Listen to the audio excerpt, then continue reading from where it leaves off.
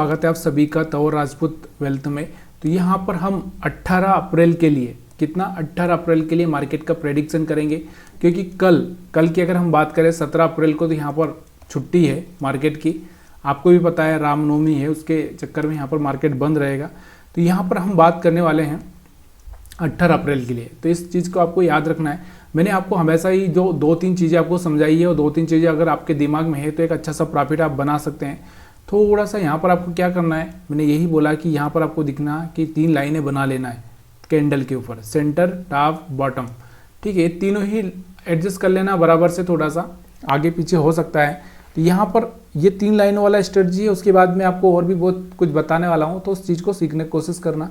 यहाँ पर पहले थोड़ा सा हम लोग क्या करते हैं, इस चीज़ को भी देखना ज़रूरी है। देखो मार्केट में एक लो ये था अपने पास में, आया समझ में, उसके बाद एक लो ये था, और उसके बाद एक लो ये था, और उसके बाद में अगर हम बात करें तो एक लो यहाँ पर बना था, और उसके बाद में एक लो कहाँ पर बनना चाहिए, आपको अंदाज़ा होना चाहिए कि इस एरिया में कहीं पर भी एक लो बन सकता है। ये वाला जो एरिया दिख रहा होगा ना आपको, इसके ऊपर आया समझ में।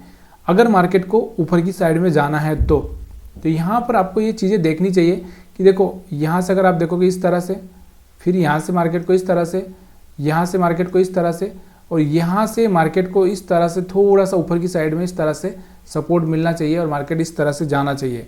आया समझिए। तो ये अपने लिए इस तरह से ये एक मार्केट का जो स्विंग लो है ये काम कर जाएगा। तो यहाँ पर मैं आपको बताना क्या चाह रहा हूँ, फिर से मैं आपको एक बात बताता हूँ कि देखो मार्केट कैसे चलता है, इस तरह से चलता है। तो चाहे मार्केट कितना भी मतलब बुलिश हो, लेकिन मार्केट को ऐसे ही चलना पड़ेगा। तो यहाँ से आपको दिख रहा होगा कि मार्केट देखो इस तरह से ही चल रहा था, यहाँ से आपको दिख रहा होगा तो इस तरह से ही चल रहा था। तो यहाँ से आपको दिख रहा होगा, यहाँ पर इसके जो बड़े बड़े ये स्विंग लो है ये वाले देखना है आपको। ऐसा नहीं कि आपको ये छोटे छोटे ये स्विंग लो है, ये यहाँ पर आपको दिख रहा होगा एक ये स्विंग लो है, तो ये नहीं देखना है। थोड़ा सा यहाँ पर ये देखना है कि जो बड़ा स्विंग लो है। तो अब अपने पास में एक पिछला वाला ये वाला है। पिछले वाला अगर हम बात करें तो कौन सा वाला है, थोड़ा सा मैं इस चीज़ को बताता हूँ आपको कि हम बात कर रहे हैं 21,713 के आसपास। तो ये वाला अपने पास में सपोर्ट है। यहाँ पर अगर आपको दिख रहा होगा तो 21,713 सॉरी यहाँ पर 21,700 मतलब 21,700 के अराउंड ही आप समझ लो कि 21,700 के ऊपर मार्केट रहेगा। इसके नीचे जाने की संभावना बहुत कम रहेगी। जब ज़्यादा ही एक बड़ा युद्ध होने की संभावना बढ़ जाएगी तभी जाके यहाँ पर इसके नीचे जाएगा। तो यहाँ पर आपको ये याद रखना है कि मार्केट यहाँ पर, और इस एरिया से अगर हम बात करें तो ये वाला जो 300 पॉइंट का एरिया है, यहाँ पर आपको दिख रहा होगा ये वाला जो एरिया है, इस एरिया से कभी भी मार्केट रिटर्न हो सकता है। और जो ऑप्शन सेलर होता है ना, वो ऑप्शन सेलर यहाँ पर उसको पता है कि 300 पॉइंट नीचे नहीं जाएगा, तो यहाँ पर वो क्या करेगा 400 पॉइंट का नीचे का रेंज रख देगा, और ऊपर की साइड में वो कॉल डाल देगा। तो कॉल मतलब यहाँ से वो क्या करेगा, सी के साइड में यहाँ पर अपनी जो है वो कर देगा। तो यहाँ से उसको, या फिर वो एक रेंज बना के रख देगा कि ऊपर की साइड में मार्केट कहाँ नहीं जाएगा 22,500 के आसपास, और नीचे की साइड में नहीं जाएगा 21,500 के आसपास, 1,000 पॉइंट की। तो यहाँ से वो डीके का फ़ायदा उठा लेगा, जहाँ से उसको एक अच्छा सा डीके का जो भी पैसा है वो मिल जाएगा। तो ये चीज़ें ऑप्शन सेलर कर सकता है, लेकिन हम तो ऑप्शन बाइंग करते हैं, इसलिए हमारे पास में थोड़ा सा इस चीज़ को देखना पड़ता है।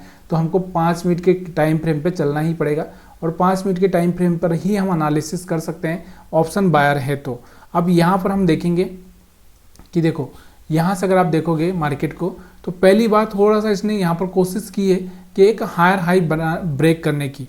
ठीक है, तो अभी अपने पास में ये वाला रेजिस्टेंस है, इस रेजिस्टेंस से मार्केट दोबारा यहाँ से फिसल सकता है। तो इस चीज़ को आपको याद रखना है।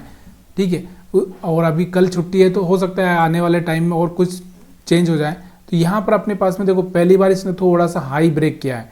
देखो यहाँ से अभी तक कोई हाई ब्रेक नहीं किया था, ये वाला हाई ब्रेक किया था, लेकिन बाद में लो ब्रेक कर दिया। लेकिन यहाँ पर लो ब्रेक करके इसने दोबारा से यहाँ से हाई ब्रेक किया है। तो ये मार्केट क्या कर रहा है, अब यहाँ से थोड़ा सा पॉजिटिव होने की कोशिश कर रहा है। तो इस तरह से ये कोशिश करेगा ऊपर जाने की। ठीक है, मैं ये नहीं बोल रहा हूँ कि मार्केट सीधे ऊपर चला जाएगा।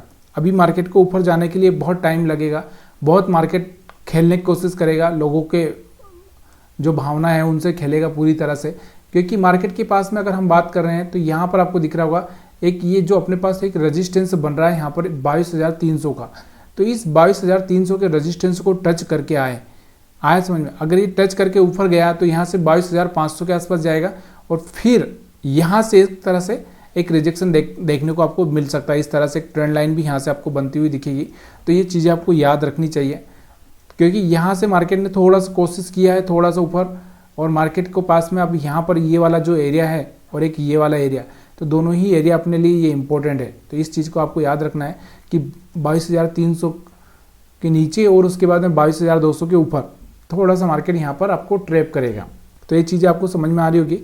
अब हम बात कर रहे हैं कि यहाँ से 3 लाइन की स्ट्रेटजी के हिसाब से, तो 3 लाइन की स्ट्रेटजी मैंने आपको बता रहा हूँ यहाँ पर बैंक निफ्टी 50 में।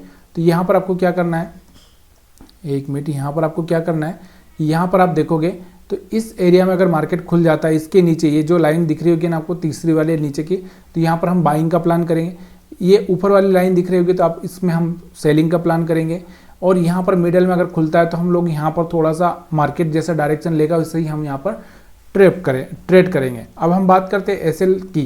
तो एसएल की अगर हम बात करें तो देखो यहाँ पर अगर आपको दिख रहा होगा तो यहाँ पर कुछ सेलर के एसएल बचे हैं और यहाँ पर कुछ बायर्स के और यहाँ पर कुछ सेलर्स के। तो मतलब क्या होगा, अगर मार्केट ऊपर निकला तो ये जो 22,300 के ऊपर जो लोग बैठे हैं उनको निकालने की कोशिश करेगा, और नीचे निकला तो नीचे में इसके पास कुछ खास ज़्यादा नहीं है, ये वाले एसएल है।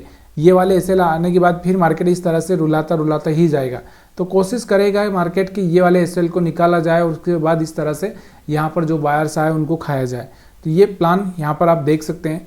बाकी हम 20 मूविंग एवरेज के हिसाब से अगर देखें तो 20 मूविंग एवरेज के ऊपर ही है, और जब यहाँ पर 20 मूविंग एवरेज के ऊपर ये आएगा, सपोर्ट लेगा, बाइंग का चांस बनेगा, इस तरह से यहाँ से आपको बाइंग का मौका मिलता ही जाएगा। जब ये एक बार ब्रेक कर देगा और फिर दोबारा ब्रेक करने की कोशिश करेगा तब यहाँ पर आप सेलिंग में कन्वर्ट हो सकते हैं। तो ये सब चीज़ें आपको समझ में आ रही होगी। अगर आ रही तो प्लीज़ यार वीडियो में थोड़ा सा लाइक करेंगे, शेयर करेंगे, कमेंट करेंगे तो मेरे को थोड़ा सा समझ में आ जाएगा। और अगर आप नए हैं तो प्लीज़ यार थोड़ा सा चैनल को सब्सक्राइब करेंगे तो इससे थोड़ा सा हेल्प होगा चैनल का, जो कि बहुत ज़रूरी होता है आगे सर्वाइव करने के लिए। अब हम बात करते हैं इसका बैंक निफ्टी का। तो बैंक निफ्टी में भी आप वही करोगे।